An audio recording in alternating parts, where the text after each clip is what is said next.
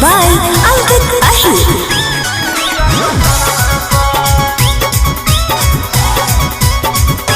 हमारा रखले हलै छौड़ी भाड़ा माई के एक दिन पता लगलिए पीछे पीछे जाई के 300 हमारा रखले हलै छौड़ी भाड़ा माई के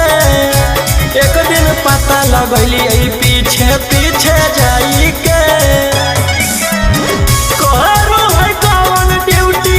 छौड़ी रात भर धीरे धीरे से लेलकौ हमारा टेंशन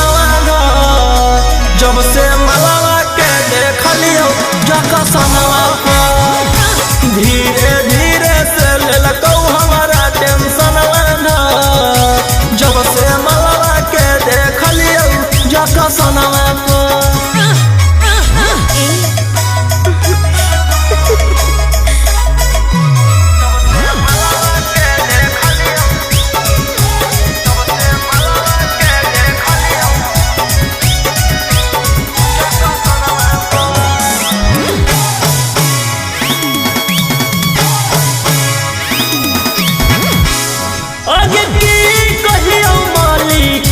चलिया आज पाता हमारा चल गल हो गे आगे कैलियो हम जकरा पर भरोसा हो हथवा से निकल गल हो गे आगे की कहियो मालिक याद चलिया आज पाता हमारा चल गल हो गे आगे कैलियो हम जकरा पर भरोसा हो हथवा से निकल गल हो गे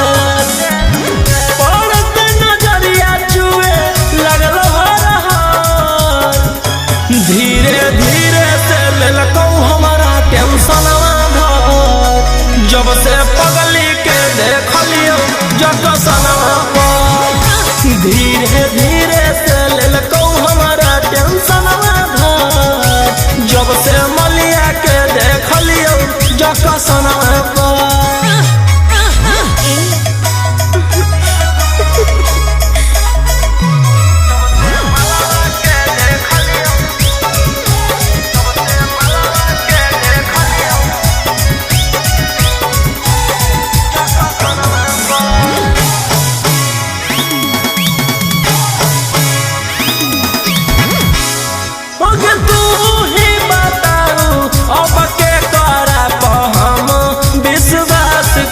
अब कुछ समझ में नहीं आवो कौ के करा पर हम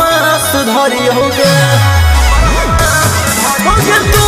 ही बताऊ अब के करा पर हम विश्वास करी होंगे अब कुछ समझ में नहीं आवो कौ के करा पर हम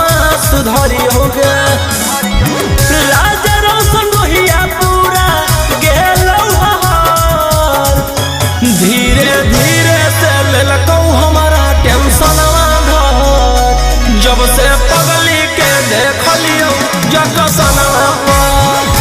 धीरे